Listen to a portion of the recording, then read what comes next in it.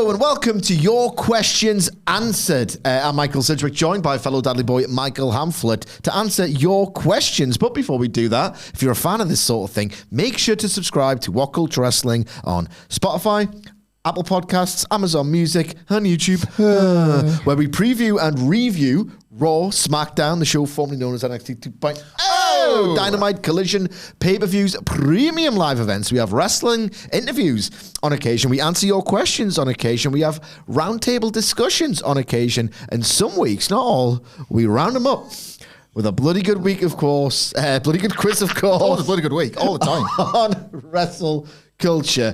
But the general gist is, I don't think there's much announced for Collision. Oh. It's kind of an unpreviewable show a lot of weeks. And we just thought, I love the interaction and the community we've built on X, which you can follow us at Sidgwick, at Michael Hamflett. Yep. We've developed a really awesome community of fans. We like to tend to that. But, you know, I kind of answer every question I get. Sadly, I don't have the time to do it. So every now and then, we like to do that, and we can monetize it at the same time. That's right. So basically, we've got some questions, and we received... If you want to get involved in this, you have to go on X, I'm afraid. Yeah. I wouldn't recommend that to nobody, but you kind of have to do it to get involved. But that's how the questions come about. And hopefully, if your question was missed out this week, we'll do another one of these, and it'll come next week. There was just, quite frankly, overwhelming response, and I'd love to do this like literally all day. Yeah. Oh, yeah. We can't. There's other stuff to do. We were very flattered and grateful for the amount of questions. And like we did say, obviously with this being the Collision spot, it's AEW exclusive. Yes. So I'm going to throw as many of these as we can get through in the time we've got to you. Because obviously there's loads coming out of Blood and Guts, and there's loads in the time of year we're in. And we're going to come in hot with Panda Blair at Adam Wilton for himself. Him and Jose Palomar is typically in charge of the... data. That's right. And he was responsible for, frankly, the state of the NXT review this week when he filled our desks full of American sweets and pop as well. Oh, some more downstairs as well. Yes. Yeah, still crashing off Tuesdays. Like but he's asked about a match that was only recently set on this week's Dynamite, Sidge. Adam Blair has said, please fantasy book a glass-related spot for Darby and Jungle Jack at All In. What you got? Well, okay. I'm typically not a fan of when an American company does a show in the UK. This is mainly a WWE thing, granted, but for years and years, you would have British flags on the stage, and you'd have the phone box prop. Yep. That was an actual thing. We haven't just phone boxes, Mandela taxis, stopping just short of Da Queen herself sat on the stage, basically. Yeah. Now, I'm under the impression, let's face it, it'll probably be a lot of LED screens, but I'm under the impression because of two factors. One, the fact that they can't do much with their own individual setup because Taylor Swift is in before and after. Yeah. And the ticket sales are nowhere near as impressive as they were last year, so they have to basically block off one stand of the stadium. They'll probably just do it with screens. That's how they do everything, sadly, these days. And, you know, production costs are getting reduced, hence why Elton John's no longer the Collision dude. Having said that, all of these reasons why it couldn't or shouldn't happen, do a phone box. So Darby Allin can, the brawl, it's going to have, like, given the history between these two and the reason, and like that this match has been announced through Blood and Guts, it has to be somewhat violent. Yeah. I do anticipate a lot of violent plunder matches on this show, but that's a separate conversation.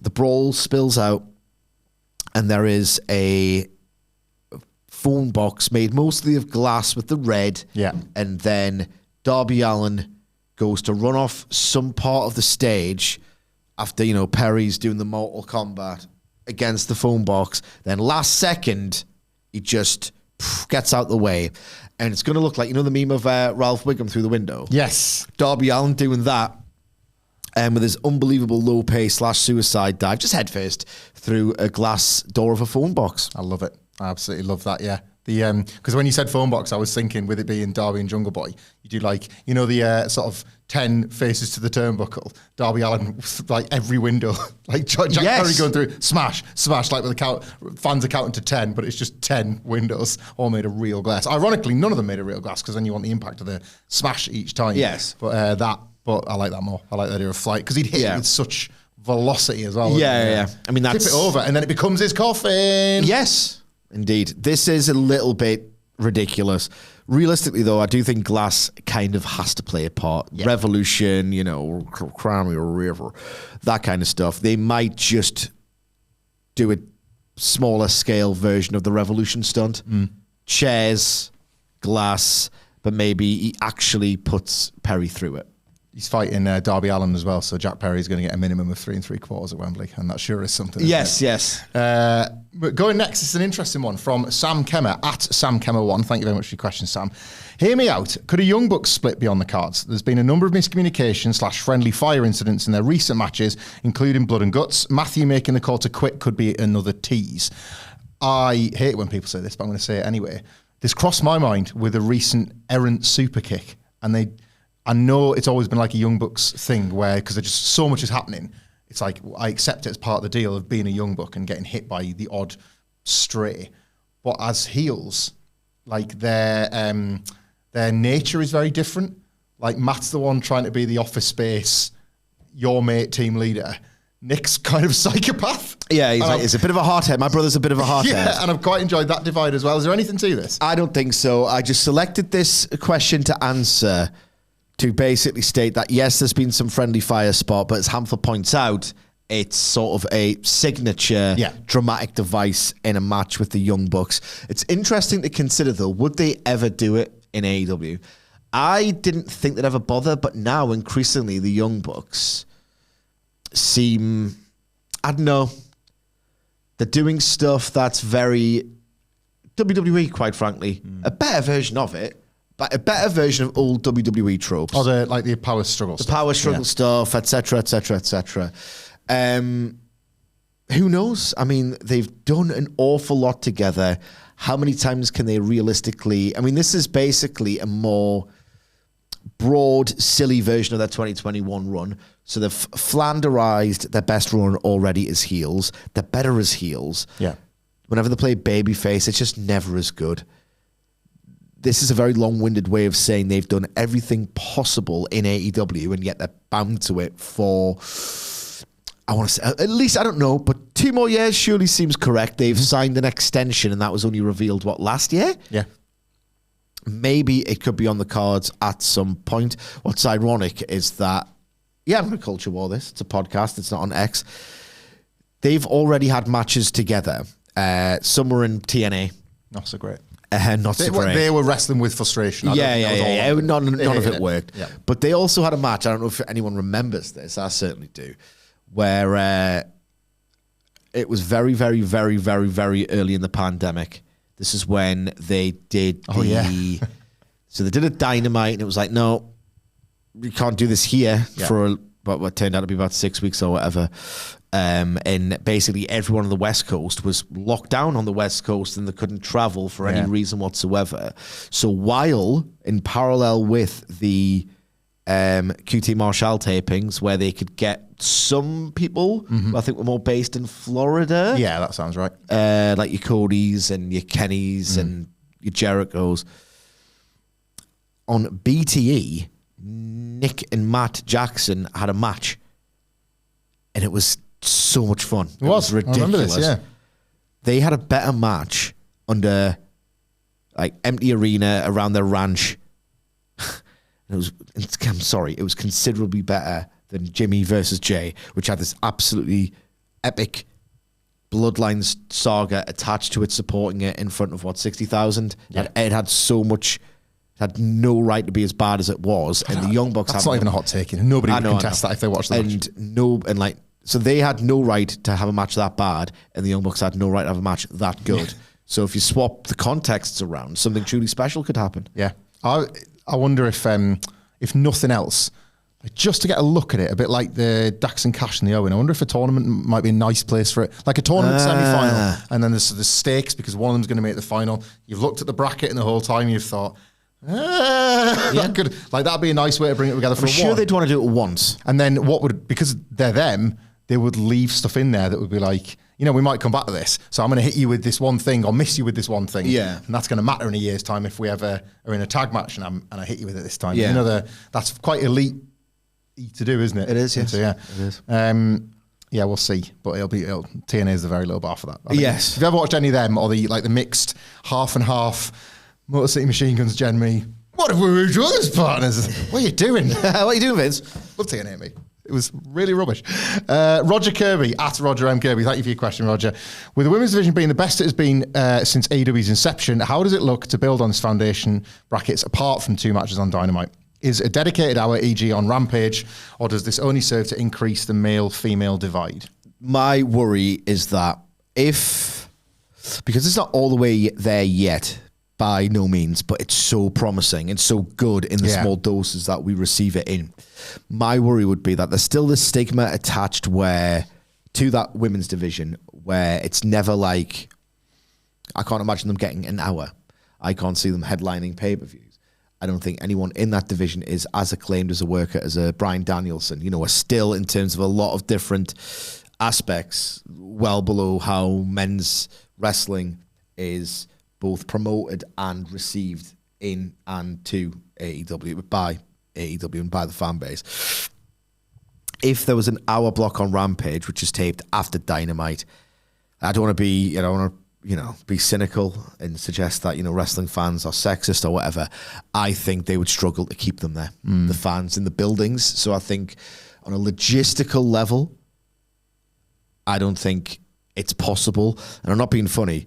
What remains a complete disgrace is the attendance for WWE Evolution of 2018. It was by some distance the best WWE show that year. Yeah. By some distance. And yet jumped up house show, wasn't it, really? The building. Yeah. So it just, that the stigma still persists. And maybe it's getting closer than ever because NXT is grown and that's like almost a 50-50 split at this point. It's where the parity is, I think, at this point, So who the hell knows, but I cannot see a block in the future.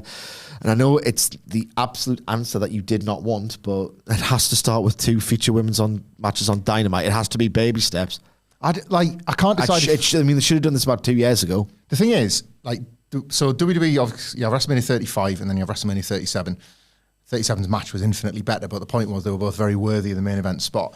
I think this is not me giving WWE a pass. It's easier in WWE because so many main events are star-driven.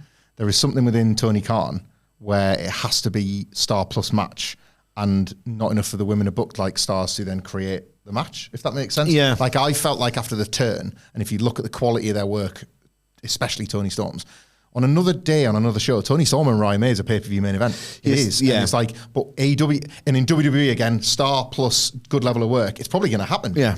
AEW feels different in that respect because there's always a Danielson or there's always a Kenny or there's always a Swerve or whoever. It's just like in Tony Khan's mind, it's like, well, I've put this guy as the top guy, the world champion.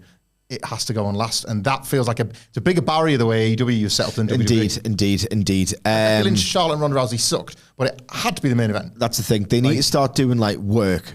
Actual work, and if they kind of are in terms of the plotting, like Mariah May and what she was brought in to do, and now that she's done it was the first indication of a true passion project for the women's division. Monet will want it. She'll want that. Yeah, she'll want it at some point as well. Other than the rise of Dr. Bitbreaker and the rise of Mariah May, it never felt like anything that Tony had really creatively got sort of dialed into and.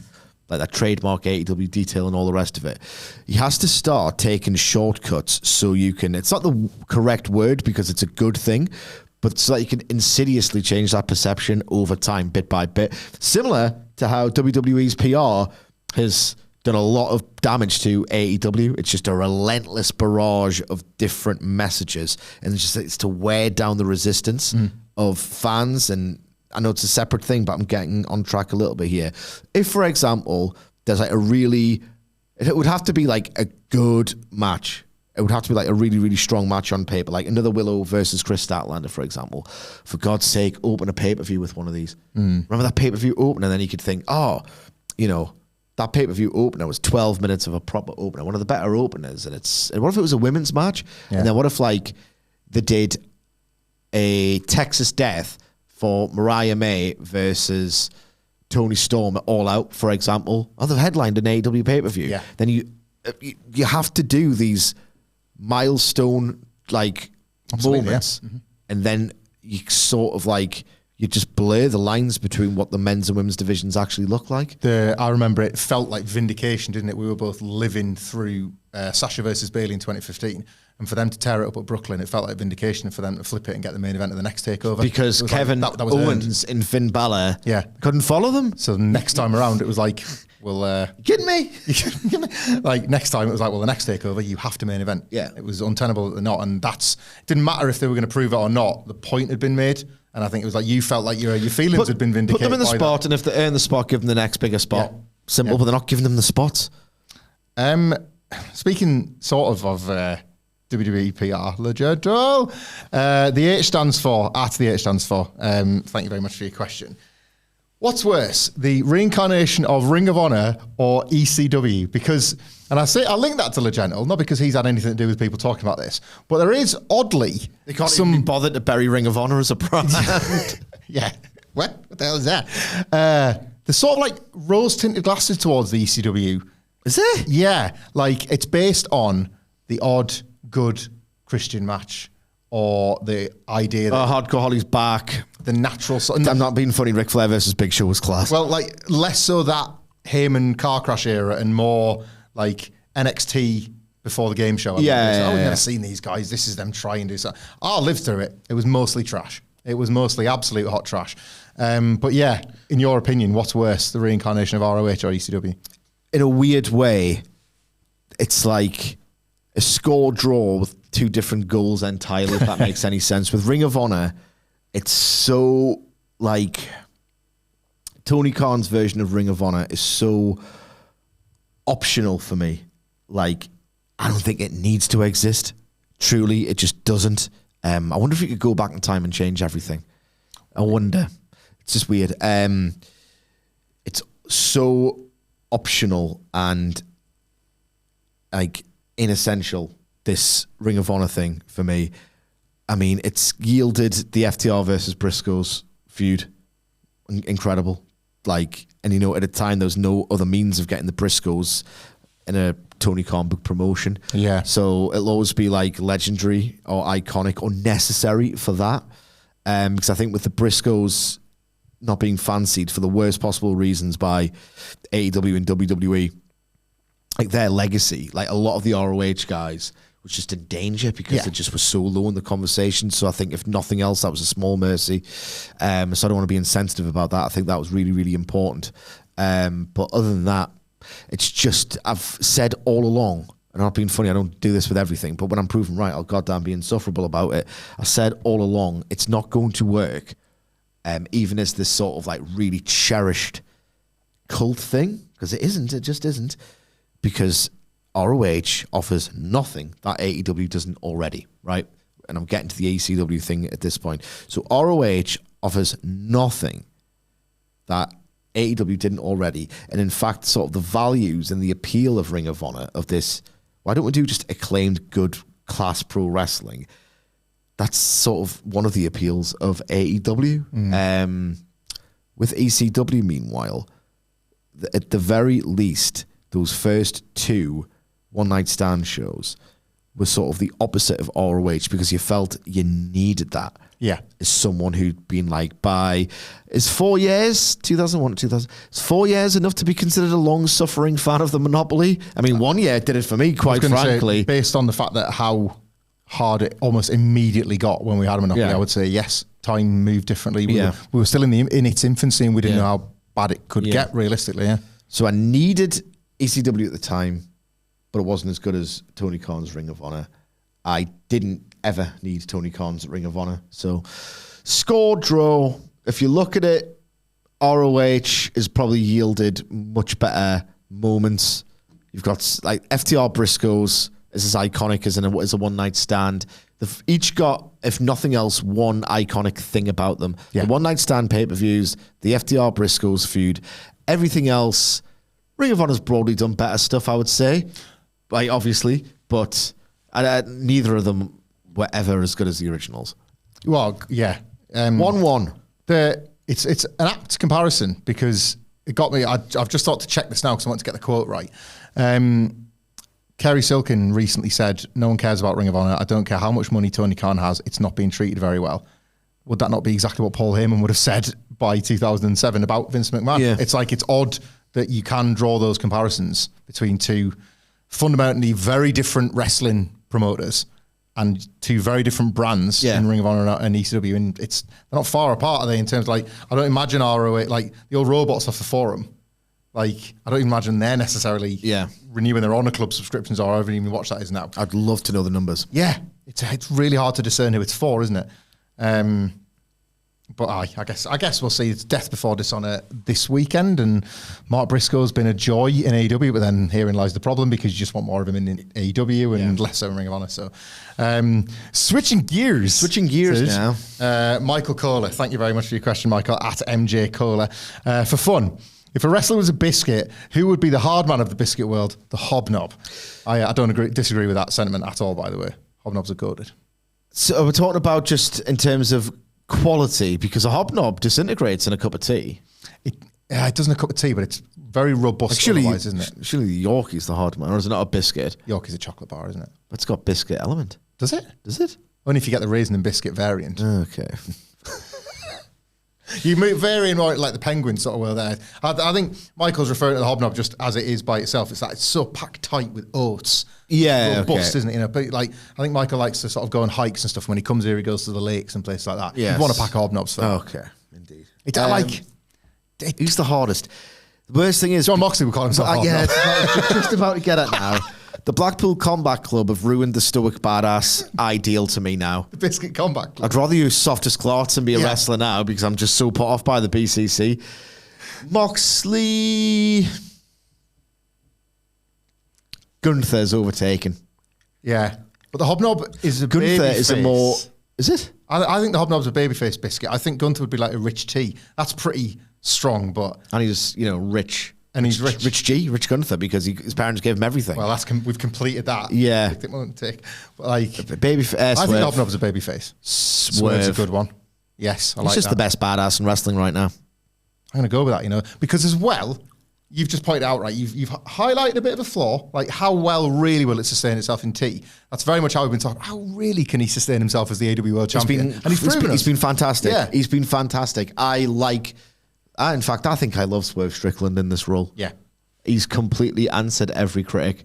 I agree. I really can't make my mind up about the Danielson match, and I'm so excited about the next 2 weeks of TV, because I think they're going to really ratchet that up. I think it doesn't feel it now, but I've got a strong feeling it's going to be the hottest match week of, and great, because it's a world title. Yes. I think that Cardiff Dynamite, that last angle or whatever, I think they're going to nail it.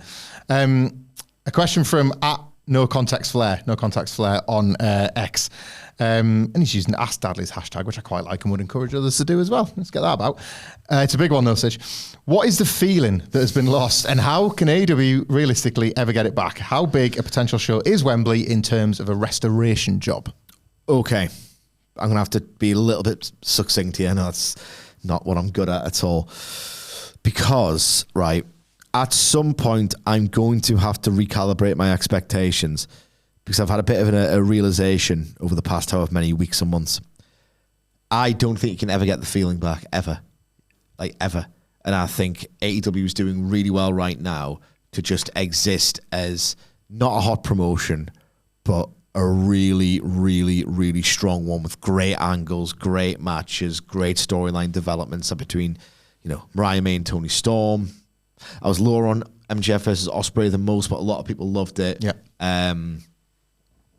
There's been some cracking dynamites, like Danielson versus Pac.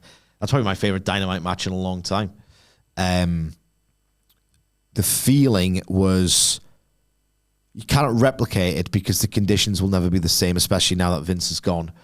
The feeling was everything you ever said about WWE being bad into an echo chamber when you just thought a Vince-controlled racket to which sponsors were just completely repelled.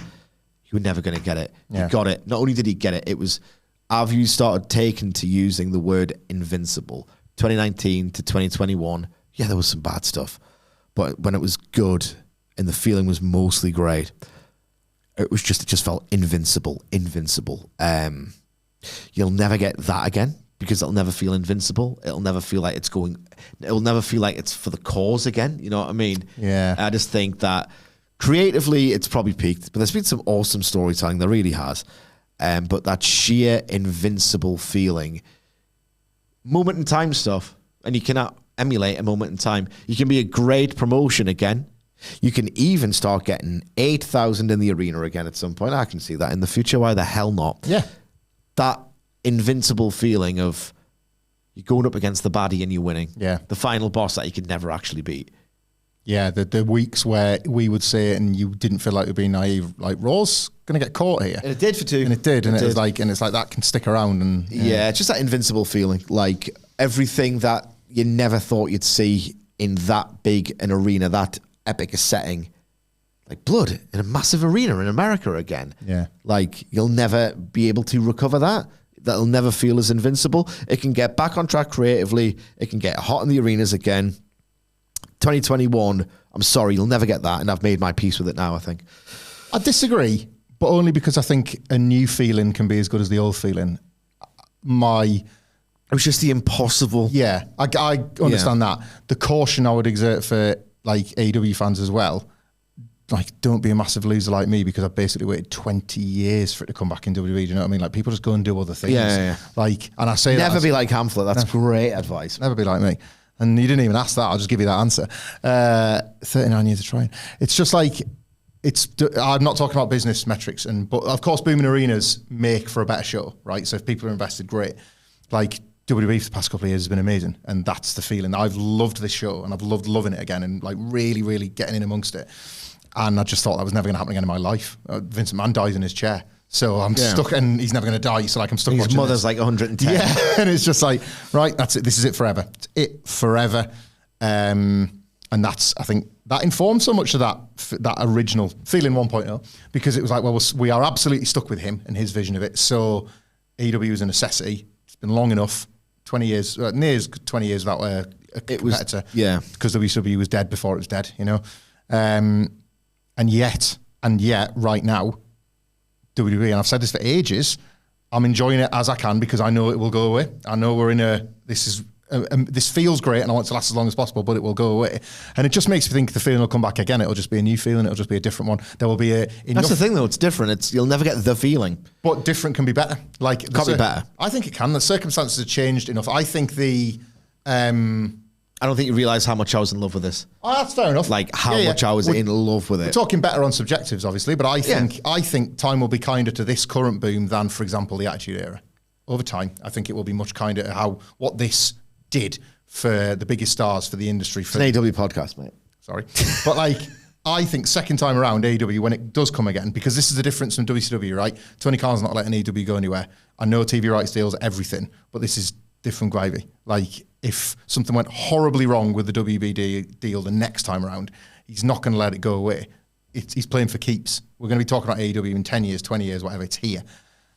It'll come good again. But it'll come good in a way where a whole new generation of people that didn't get the feeling first time around will help generate it this time. Like, I really believe that. I just think the wait can be long. It's wrestling. The cycles are...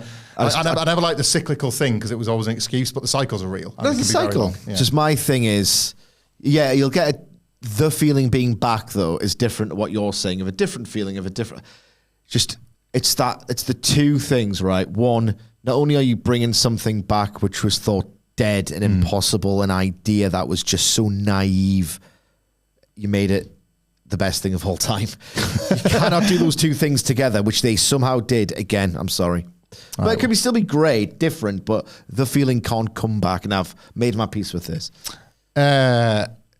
Switching gears once more, Kyle Lardenois, I think that's how it's pronounced. Is this question number 6? I don't know. I'm not counting. I'm just scrolling. Still miss any. We've got 14 to get through. Oh no, we've got loads. With the Olympics starting up, pick 3 male and 3 female wrestlers and what Olympic sport they would be best at. You don't necessarily have to go to AEW for this, maybe. Okay. Right. It's the triathlon. Yeah, that'll be an Olympic event, wouldn't it? Apparently Takeshita. No, he's decathlon. Decathlon. All 10, yeah. He was a decathlete. Was he? Yes. That explains why he's so good at every single thing there is in wrestling, yeah. Yes, he was a decathlete. Don Callis was fond of saying. He's a decathlete. And the about Konosuke Takeshita, he's the kind of guy who, when he walks into a bar, his dick's already been there 2 minutes. So, I mean, it's obvious, but you want to, you want to, like, unlike Tony Khan, you want to put your best people in the best positions. Go model wrestler there, Takeshita, God damn it, he needs to be on TV more. He needs to be wrestling every single week. Let's give him the TNT championship make him the Gunther of the TNT title division, IMO. Konosuke Takeshita. He's even hurting. Do you know what I mean? He got enough other belts. He got enough belts, and he can be the guy who elevates the belt. Yep. So Takeshita for the decathlon. Sprint, 100-meter sprint. Who is the fastest person in wrestling? Once upon a time, Bron Breakker. Over 100 meters, that's perfect. I think he's too jacked. I don't think he can. I think he would taper off. Are you kidding? Do you see those 100-meter sprinters in the 90s? There's no such thing as too jacked. Am I right? This is true. Just get a guy, get Ilya Dragunov to stand just over the finish line. Come on, Bron, like that, awaiting a spear. Aye. Would have been Masato Yoshino, wouldn't it? Yes. He was unbelievable, God damn it. Who takes my breath away with the speed, who I think could go 100 meters without gassing out like Bron. Maybe it is Bron. He's rapid. It's Bron. When he moves the ring, like. Yeah, I mean, it's unbelievable. It's cool, Bron. Got one for you. Not on the track and field. There's obviously the Olympics is far and wide, isn't it? Archery. Damien Priest used to be able to set his name on fire. It was a gimmick. No, he was the archer of infamy. Yeah, that's his gimmick. I've got a gold medal in infamy archery. Gymnastics. Will Ospreay probably. If anything. I mean, he's amazing. So maybe gymnastics and half the NXT women's roster maybe could learn to wrestle after, eh?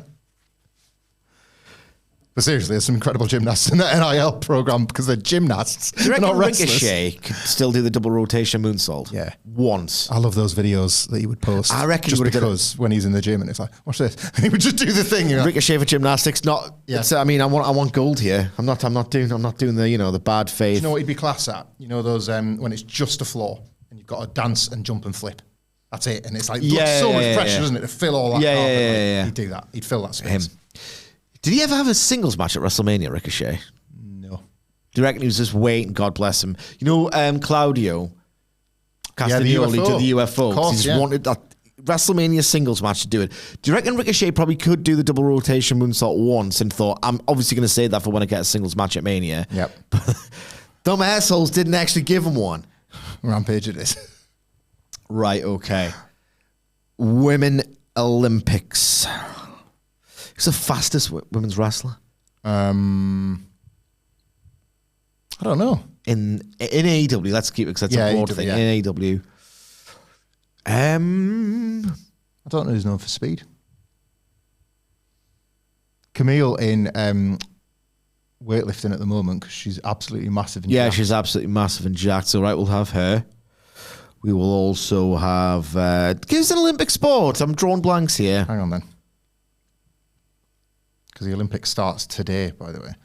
I do like the Olympics. Out with stakes. Anything with stakes. Aye. We've got loads here, man. This is volleyball, weightlifting, luge. What's luge? Badminton. What is luge? Luge is a small 1 or 2 person sled. Oh, it's that goated, like, you know, like you go down that track really fast. Oh, yeah. When he starts running, then you jump in. You go for Britt Baker and Jamie Hayter. Yeah. And then if you smash your teeth out, she'll fix it. Yes. Let me try and find one more sport that we can awkwardly attach somebody to. I've got one, Sid. He's got one. Kenny Omega in curling. Of course. Cleaner. Field hockey. And when I was like, was it Mick Foley did? What was the thing where you're supposed to wear a cup for? He used to play that at Qualage. Lacrosse. The lacrosse goalie doesn't wear a cup.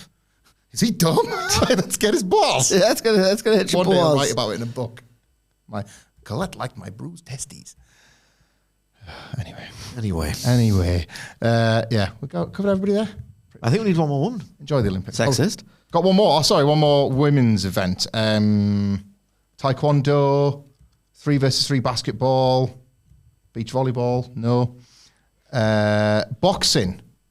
Who's like a good striker in the women's division at present? Serena Deeb would be quite good at the judo, the freestyle wrestling. Yeah. Who is the best striker in that? Jamie Hayter. Jamie Hayter in the boxing. Yeah, She'd absolutely drill you. Yeah. Mariah May if it's taekwondo, because she'd beat your frigging head off. Yes. Right, question next, Sidge. You won't know this guy. From a @RainsMatt. Has actually switched. Happy Friday to my king and my shoot best friend. Hi, Matt. On the spot, will Toni Storm and Mariah May be the company's best women's match ever? I'm so ready for it already. Cheers, fellas. Legend Lounge coming soon. Stay tuned. I will be staying tuned for that. But yeah, can it be the best women's match ever? I would say so, yes. Yeah. In fact, right? You've sold me on the rematch at All Out, by the way. I want to see a Texas Death. Flip the title at Wembley and then... You can already tell that they've got this proper physical, like, chemistry. Add weapons to that. Yeah. Blood. We know Toni Storm can do a hell of a blade job. Yeah. That'd be absolutely incredible. But yes, no. What's up there right now? You've got Paddy's Day, Slam, Lights Out. Is it Jamie Hayter and Sheeda who had that absolute ripper on Dynamite? I really liked Baker versus Statlander from All Out 2021. That's bang up there. This has got every sort of the conditions are all perfect. Deeb and Riho would be up there for me. Deeb and Riho. I really enjoyed Riho Nyla Rose from the first Dynamite. Yeah, love that. This the second one was awesome as well. This one, you've got two women who love getting snug as anything. They've shown an incredible physical chemistry in that angle already. Mm-hmm. They've got this incredibly well-built storyline. You've got the backdrop of Wembley Stadium. You got Toni Storm's, I know she wasn't mentioned really in that list, but she had a match with Jamie Hayter. That was awesome as well. On a pay-per-view, I can't remember. She was normalising great matches in that. That's the thing. She's she's in a good way. She's the absolute. She's got the vast majority of really good, really very, very, very good. She's got that 3 to 4 star tier just all to herself. She raised the curve, didn't she? Yeah. So you've got just her body of work supporting everything. Just how much her stuff looks like it sucks to take versus how much Mariah May loves taking stuff that looks like it sucks to take. Mm-hmm. The storyline, the backdrop. At this point, I know it's a lot of pressure. I'll be disappointed if it isn't. And at Wembley. Do you not? Kind of. It feels massive. It feels massive. It feels like... I am in. I'm all the way locked in. That angle is... it's maybe the best thing AEW have done all year for me. And I'm in now. There are so few Dynamite matches that have been great. Like even Nyla Rose versus Riho 2, Toni Storm versus Sheeda. Yes, people are like, we like these wrestlers. And I've seen this match before and it was really good. You've never had that... And I'm not saying it's going to be like this at Wembley Stadium, but I don't think there's a single AEW Women's Division match where the bells rang and you get that Omega Danielson Grand Slam. Yeah. Or you get that sort of feeling immediately of, oh God, this is going to be great and I've waited so long for it. Maybe Mercedes Willow, which by the way is another honourable mention. Aye. That was the one where I was like, right, where we are seated, to use young person's language, that I'm too old and lame for. This is one of maybe 2 or even 3 where it's like at the bell, bang, I'm locked in. It's a very, very good slot to be in. It means you've done all the work in your build. So I would be disappointed if it isn't, Matt. Thank you for your continued support. You might have just answered the next question there, Sidge, in your answer to that one, because Nick Hudson at MC Conditioner asks, favourite match on TV that wasn't a blood and guts? And that's weird, because I've never liked a big blood and guts guy. Well, I guess it's in the week of blood and guts he's thought to ask that, because neither of us, I think, have ever elevated it particularly high. I don't know, is there one answer to this? AEW, keeping it in AEW, I don't know. I'm going to think of one, right? And I've talked about it before, but if I give honourable mentions, I'll be here literally all day. And what I'm going to do is disqualify any match that could have quite easily headlined the pay-per-view that I've been happy to pay for, by the way. All right, that makes sense. So, Omega Danielson, no. Your Danielson Page, no. Your Danielson versus anybody else, no. honestly, in terms of what a TV match as a genre is, where you think, right, okay, I need to see the next chapter of this character's arc, or just I need to see this heel get the comeuppance in this specific case. I'm telling you, I adore. To that 2021 Young Bucks run, they have a match on Dynamite against Jurassic Express that is so amazing. Like, the action's incredible. Like, the Bucks have always had this great chemistry with Perry. Luchasaurus is incredible in it. Like, he does all of his Luchasaurus stuff. And at the end, it's like, you dicks. It's like, genuinely, we talk about a lot in general about how heat is this sort of outdated concept, which is less than ideal for wrestling because that's what it exists to do. They got real heat in that building of, you bellends, how the hell have you got away with being the Young Bucks again and cheating your way out of it? And I think Cutler was still at large, like, properly with that act. And it was just how Jurassic Express came so close. And, like, the amount of near falls, it only goes 12 minutes. It's this effervescent, dramatic, exciting, and it's in the summer of 2021, which just instantly adds a star onto everything. Carl Anderson versus John Moxley. But this is actually a great match. It's like a 6-star TV match, if you like.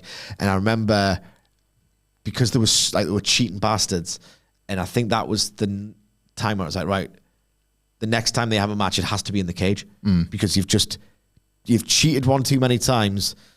Paul Levesque and the Bloodline 3 years ago. Where it's like, it has to go in a cage now. Like, the proper old school booking with the Young Bucks, funnily enough, of, next match has to be in a cage. This cannot be tolerated. You've taken the piss. You've cheated a great team out of a deserved win. I just remember how close it was. And it was like, I would have quite liked Jurassic Express. Just felt that the perfect match, right, is when, I tell you what, there's a million ways to describe a perfect match. One really good way of describing it is when it feels like you have to call the audible. It's like, you remember the acclaimed Swerve in Our Glory from All Out 2022? And the whole thing was they should have called the audible 2 minutes and went, just do a different finish. We need the reaction's so perfect. Young Bucks versus Jurassic Express, I think it was like July 2021 on Dynamite, was like, if you're Tony Khan, you must have been tempted. They're going mad for Jurassic Express here. Let's do it. And I think that match is one of the many that Jurassic Express had, where it was like, they won the tag team titles in January 2022. And it was because of performances like that, where I was like, let's give them a go because they're clearly really, really over. It felt like one of the first teams to kind of break, like an accidental glass ceiling, I would say, the Elite and FTR. I was like, these are really brand new in this little world, One of my go-tos in general is the 10-man in the pandemic, the Young Bucks. Or 8-man, excuse me. Because it's that's not even I'm telling you it was perfect and impossible at the same time. It was impossible. That's what I'm telling you. It was perfect and impossible at the same time. The Space Jam entrances. You don't need a hat to be a cowboy. The isolated spotlight for Mr. Brody Lee. Loved Punk and Dustin Rhodes as well. But like a lot of people on X, I don't love that match too, and it's like, I might go off that one. It was fantastic. It was fantastic. But every single thing he did with his arm, it was fantastic. Selling it was like, when people talk about Ospreay and Seth Rollins are the two biggest names in the conversation of, what do you bother selling for if you just fight through it? And then there's a conversation to be had about, right, well, adrenaline should be a factor, and they can't not do their moves. And it's just like, I can see it from both sides. You watch Punk in that match against Dustin Rhodes, it's like his arm impacts absolutely everything. It's so beyond thoughtful. It feels real, doesn't it? Last of a dying breed. Just some people use that kind of thing as their personality. I don't like those guys. No, just a quick. All right, Dr. Fed. I agree. It's really is that as well. Just a really quick one I want to get to here, by the way, from at GingerWard93, Christian CW, and this is more of an admin thing and why we might do more of these. He asks very reasonably, because I've seen this question quite a lot, why have you stopped answering questions on the news? Well, the answers are twofold. Number one, that's not what I sent you. I know. know, but I wanted to include this one because I wanted to make a point because I see it a lot. Number one, it's because we really quite like doing these, and it's an opportunity to do more of these, to get more questions in. Number two, it's not just Adam Blair and Jose Palomares that are in charge of the data. And some people above us said, you kind of stopped watching when we started asking questions. So if you really like questions, watch this in vast quantities. On separate devices. Yeah. Just set your phone off when you go to bed and just have it rolling. Leave it running.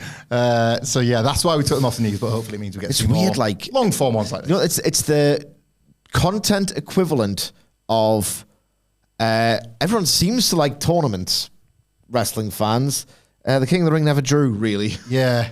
And you know what I mean? It's like just that worst projection as well. It's like they won't be able to understand that might not get the match they want. We are a bit smarter than that. Well, evidently not, because they're not buying it. But we'll make the permutation. But the other won't. I think I blame America. It's the changing the channel thing is what? 8 guys, but there's only 4 in the next round and 2 in the next round. Yeah, I know you're doing a bit here, but people couldn't work out the Continental Classic. Yeah. Imagine making that up. Imagine it's my least. Excuse me, I'm too stupid.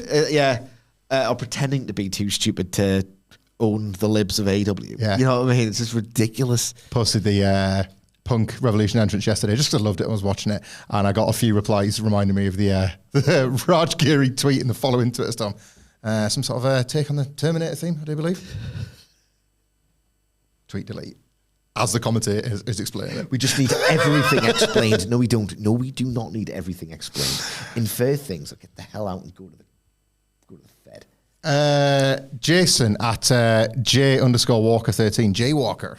I'm breaking the law there. Yeah, don't do that. Fantasy booking entrances for All In. My fantasy booking, and this is brilliant, is MJF replicating Apollo Creed's Living in America entrance at Wembley. Big stage. Living in America. Down.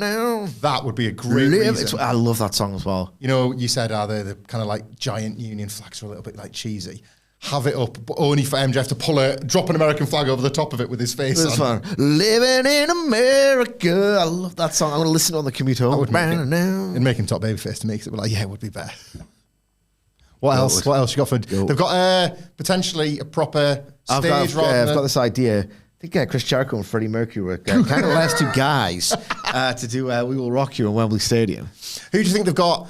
Rather than having a fantasy book full entrances, who do you think they've got big stuff in mind for, considering they've got the Taylor Swift stage, a bit more of the building to play with than the tunnel last year? Tony Storm, probably? You'd hope so. Yeah. I don't know what exactly. Maybe like a big red carpet. Yeah. I would like that. Just because I don't know, like, I'm really excited about this element of it. As we talked about, like, this matters to me. I want to go in the stadium. That's why I selected this Thank question. you. Seeing wrestlers in a big stadium, it was awesome last year. It should have been the tunnel because it was about the people. It was about that 10 minutes last year. It's different this time around. And they've been handed a bit of a free gift in the form of this, if you ask me, because they were never going to draw that number, and now they don't need to. And I think it's going to look more appealing anyway. It's going to make the wrestlers like a very literal elevated platform for the wrestlers.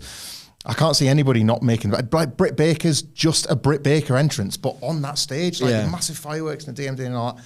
Like, you couldn't do much of that last year. I've got an idea. You're going to absolutely love this, right? Yes, please. You're going to absolutely love it. So,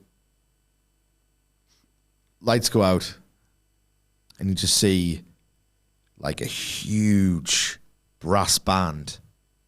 You with me? Yeah. Huge brass band comes out of the stage, and all you can hear is, like, some low, almost like morose notes. I think this is a bit of a sad song. And it starts to swell. It starts to like really swell, and you get these mana, that goosebumps and that. The hairs on the back of your neck, and it's almost like you're rushing, so much so that your jaw's going a little bit as well. You're like, Jesus Christ, this is the most moving piece of music ever. Local hero, because it's Pac.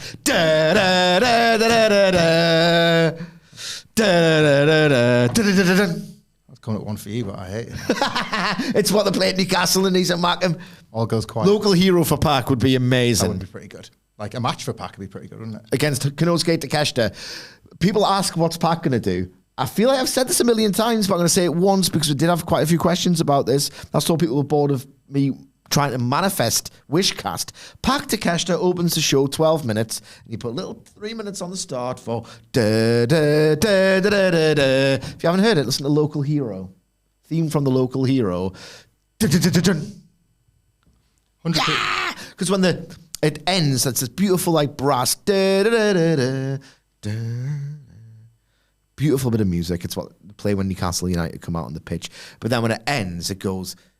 And that's the cue for come on, Geordie, all that kind of stuff. Geordie boys taking a piss, all that kind of stuff. But it's that, and everyone in Wembley just goes, yes. Will he dare at least replace the little things on his trunks with white instead of black on black? So at least he's wearing black and white for his big night. Do you think? Oh my god! Yeah, I'll give you that one. Arena falls silent. Typical for an AEW show. Arena falls silent. 100-piece string orchestra on the stage. If you do Fools Rush In, I'm going to punch you in the face. I actually love Fools Rush In as a song. Really it's nice great. In the stadium. No. I mean the song. It's the studio recording. It's fitting when you spot a terrible team. It's quite sweet. We all go, yeah, we're all terrible, aren't we? No, 100-piece orchestra on the stage, which you haven't seen. They've lifted a massive curtain. What are all those guys doing there? I just want to watch some wrestling. Right? The guys get their, what's that thing? Is it a bow when you hold it towards you? Yeah. Get the bows towards the my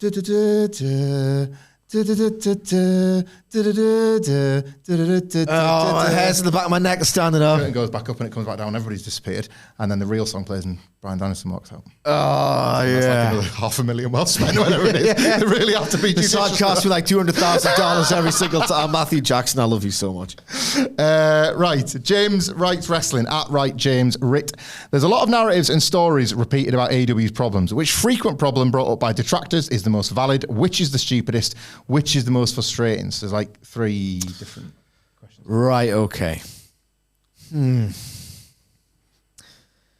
most valid for me about AEW is, I don't know.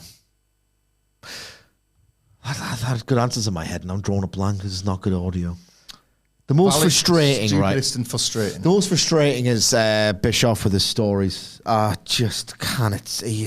I know what he's doing, and I genuinely don't get riled up by it. But now that I find myself talking about it, his corny tricks are working. Yeah, like the idea that AEW is a mess that doesn't know how to tell stories. I just find it to be ridiculous. If anything, I'm not the first person to point this out. Maybe I was the first, and everyone said it afterwards.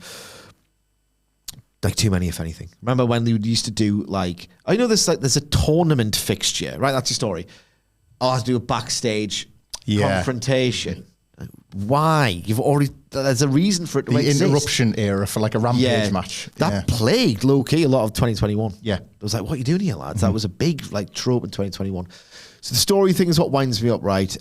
Yes, I'm not saying they're all completely flawless, right?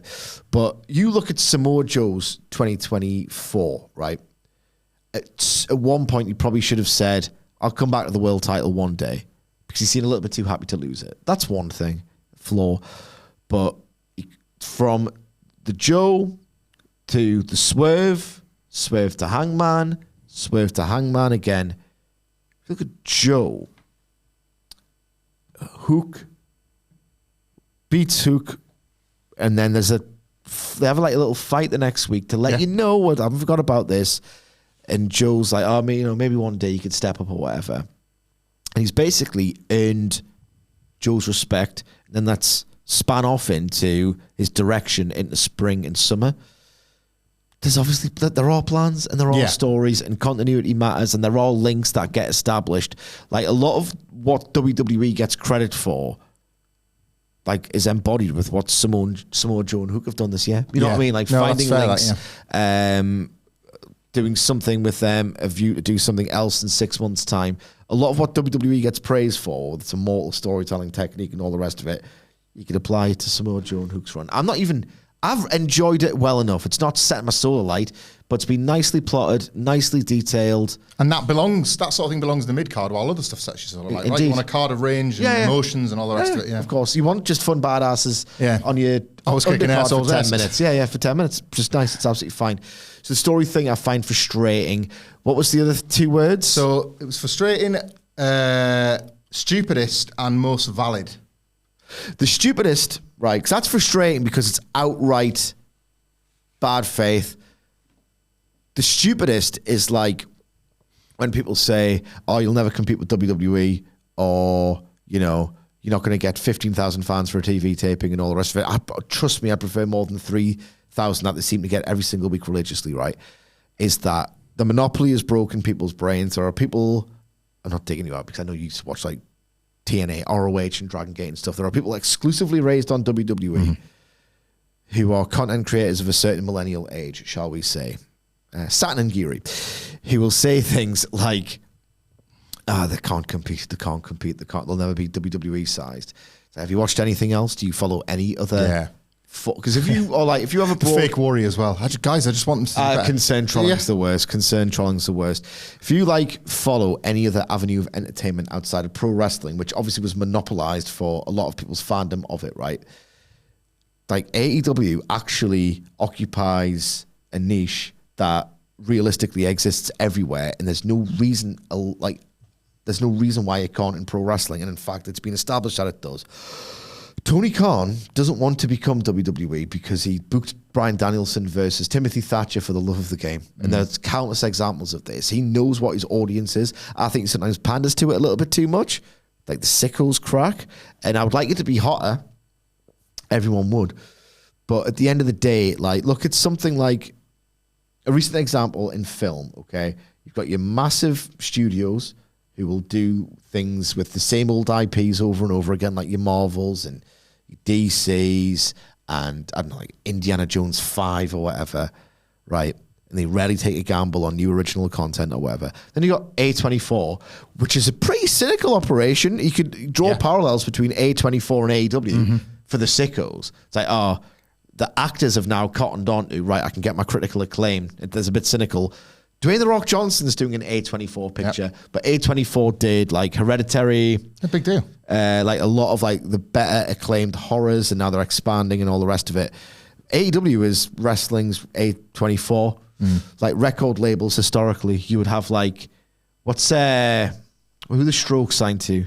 Rough Trade. Rough Trade, yeah. So you'd have Rough Trade as a record label where you'd get your sort of hipster indie bands for lack of a less reductive. It just made you feel good when you had a Rough Trade band, didn't it? Yeah. Hipster, acclaimed indie rock or whatever. You'd have a niche for that. But they were sort of more than your they were the foremost independent label or whatever. You'd have these things have always existed. Yeah. Epitaph. There's it just annoys me, and I think it's stupid when they say, "Oh, it can't be as big as WWE." It's just follow another industry, because there's countless examples of an AEW equivalent in music and film. Just quickly on this question, and then we'll move on because we've only got a couple left. James has mentioned here, and I don't think this is any kind of attempt in the phrasing, but he's used the specific phrasing brought up by detractors that is the most valid. So I'm going to take that at face value and suggest that it's somebody that just always piles on AEW, but there's a nugget of knowledge underneath the grift or whatever. Because I think he would just say, what do you think is the most valid criticism, rather than brought up by detractors. We have definitely entered a period, almost by accident and by the passage of time, where the odd thing some of those grift merchants have said about work and about selling has become the truth. Yeah, that's kind of awkward, isn't it? But it's an awkward situation we're in. I don't think they said it in 2019 and still mean it in 2024. I just think they're always going to say it. It just happens to have become true a little eventually. Bit. Yeah, I think that's the most valid right now. I don't I felt really nervous going into the criticism of Ospreay and MJF, because the last thing I want it to be compared to is criticising elements is some of those people. Yeah, no, absolutely. I agree. I would like to see a little bit more there are people who do this again in bad faith, who started taking the timing, the space between Jack Perry being conscious enough to make the decision to spit after the chair shot, and Perry again getting kicked in the balls off Dustin Rhodes and then going to do that. Right. These things do add up. And there is genuinely something a bit missing. In terms of a valid thing that, to be honest, I don't think there's anything off the top of my head, because I actively avoid it and don't feel anything. It never sticks at me and ruins my day or my wrestling fan experience, if you like. But no, that's a good answer. It's because it's detractors. Again, if he's just got critics, I think that's fine, isn't it? Analysts and critics, and when we come on and do our reviews, you don't want to be thought of as those bad eggs, do you? That's the last thing you want. I'd love to love it. Dragged into you. This is sort of related to that, actually. Last couple here. One from Tanner Coots at Noise Pants. Nice. How do you guys, this is a big one for you, I know, Sitch, how do you guys handle wrestling fatigue? I know wrestling seems pretty hot right now, but I've fallen off in the last couple of months just because of life. Thanks, guys. Best pod out there, along with at WhatCulture Gaming. We will pass that on. Thank you, Tanner. But yeah, wrestling fatigue. Yeah, I don't want to... I wanted to answer this question because I feel like there's a definite discussion to be had, and some people seem to fake it, I've seen, in our profession. Certainly not WhatCulture, but our profession. If I get wrestling fatigue, I will goddamn tell you about it at the expense of the podcast experience. If I don't feel something, I'll be sort of downbeat. My tone will be sort of flat. I'll try and deadpan it to do some kind of comedic effect, but I'll just be outright honest. I'm not saying like that I'm a living saint and I'm the last man with integrity, but it means a lot to me to have my integrity, so I can always say, I didn't fake it. I didn't grift. And what really... does it wind me up anymore? I don't know if I give a toss, honestly, right? It's a real measure of your fatigue, I would say. You'd be more... If you had less fatigue, you'd be more annoyed. Yeah. Like, it annoys me without really riling me up when... First of all, I find it hard to create content because when you try and I'd rarely go into the comments of my own stuff because you just know what you're going to get. But when you just read the general atmosphere and takes, it's like, a lot of the times it seems like 50% of people are WWE fans who will criticize AEW and vice versa. And it's just like the AEW fans, sometimes a small sample are worse. It's like, what am I even doing? Yeah. If I try and make a salient point, someone's going to willfully misinterpret it because they are deranged. But it winds me up when people will say, and I've had it from, you might not believe this, I've had it from both sides where it's like, you just crap on AEW for clicks. Yeah. Or you just crap on WWE for clicks. It's like, I'm not being funny. I'm a terrible grifter in that case because evidently I don't have the passion for it. You know what I mean? Like, I think it's important to be apathetic and to just be honest and to just embrace your apathy if and when you feel it. Recently, like AEW's done a lot of really cool stuff, like that Toni Storm and Mariah May angle made me feel a lot of goddamn things as an example. And I've really enjoyed like the Jarrett Danielson stuff. And I broadly AEW is on Wednesday nights, not Saturdays. Collision. If I was a grifter being negative about AEW for clicks, right, do you think I'm not good at it. My tone on the Collision coverage sometimes is like, well, what do you want us to do? Like apathy and burnout. I'd rather just be upfront and honest about it. Yeah. And like, I couldn't possibly find the energy within me to bury Collision. I just, that's pretty good. WWE was a uniquely difficult experience in the pandemic at times, wasn't it? Oh, yeah. Like those Raw matches. We always reference the Apollo Crews, Alistair Black one, but like... You feel guilt. I personally feel the guilt if I have nothing to say. Same. And I'm not, because I don't do this for like clicks. Like, obviously there is an element of, you need to sensationalize titles, but quite frankly, that's media. If you look at the pictures that BBC use for some of their coverage, you need the synergy of, you don't like, Joe Biden stepping down, right?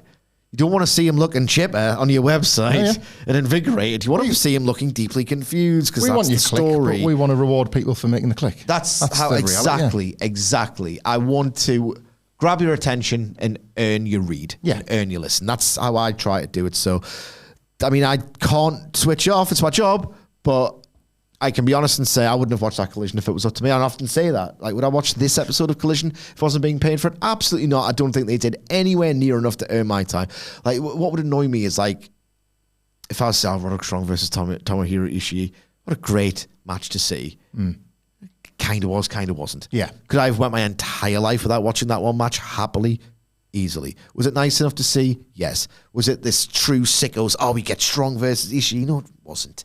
Stop lying to yourself as well. Just very quickly on that as well, Tanner. We're obviously talking about this in a professional capacity, so we're always going to watch and we're going to keep watching. And I'm a freak with never having a WWE like blind spot or whatever. But ultimately as well, you should not feel guilty for switching off if you want to. For one, because it's a product that they're the ones serving you. You can choose to just reject that, no thank you. But also... There's no off-season. if and when you want to get pulled back in, the product should be of a quality enough to pull you back in. Yeah. Like the idea is that it's a constantly moving soap opera. So if this character isn't working for you right now and you just go away, when you come back and are in something new, that something new should be entertaining to you. I could do the sales pitch and say, and while you're not watching, listen to us and we'll keep up for you. And of course we would love that. But the idea is that the storylines are supposed to hook you. You're not supposed to, you're not like supposed to be, I am here and seated and ready for what you will give me. You don't owe these companies anything. People say that about the WWE slop. That word gets thrown at everything WWE does, in my opinion, by a lot of people that don't watch. But the idea is just like, they're in it now. They died in the world. They'll just eat any of the old slop. And I get why that's a thing. Because you did. Because I did and do. I did and do. And baby, it's Slop City on a Friday. But AEW doesn't have to be that for people. It really doesn't have to be that. It offers so much of pro wrestling that if it's just not for you right now, sooner or later it will be again. I can see the audiences undulating for years to come as a result. Yeah, wrestling doesn't make you miss it. Yeah, that's true. Yeah. Make your own off-season if you need to. There's no point just... there's no obligation. You've not signed a contract. If you have wrestling burnout and fatigue and apathy, just don't watch for a bit. That's it. Karen and I have. There you go. Opted out on occasion. We're going to end on a high because I think both of these would be class. It's from B Flats at Flats3. Thank you very much for all your questions today. The last one. Thank you. And again, sorry if we didn't make it. If yours didn't make the cut, there was loads of really good ones. We just don't have the time. We've already. We want to do What time more. is it now? We have gone an hour and change. So there's Change. An hour and change. Oh, gosh. So we kind of need to get a move on too. So with the way Otherwise, we won't get wrestle culture. The way the women's division is going, what would you rather see? Women's Continental Classic or Blood and Guts? The reason why I selected this question to go last, right? I don't want to see a blood and guts match again for 2 years, irrespective of who's involved, whichever division is involved. I want to see a women's Continental Classic, right? Because I've made the point quite a few times over the years, and I think it's still valid, even though the women's division has improved immeasurably this year, that one of the reasons why it kept taking ages, and then you would get a new character and a new performer who seemed to be really strong, and then they've stagnated and or regressed. Like, I don't think it's her fault at all. What's Anna Jay meant to do with the TV time she gets and the character arc she's on or whatever? She's so in and out. She's an outcast now, technically. She's just joined Saraya for the purposes of the feud with, and where's Anna Jay been? Okay, you know. So always seemed to someone who would develop and get momentum. Anna Jay is the best example because she was like, her 6th match was better than a 60th, you know what I mean? She's just not got the reps, the practice, that muscle memory. It's like, it applies to most things, but I did a writing degree. I did writing as my hobby as a teenager, and then I went years without writing, and the idea of doing it was so daunting. How do you start doing this again? How did I ever do it? You have to be in it.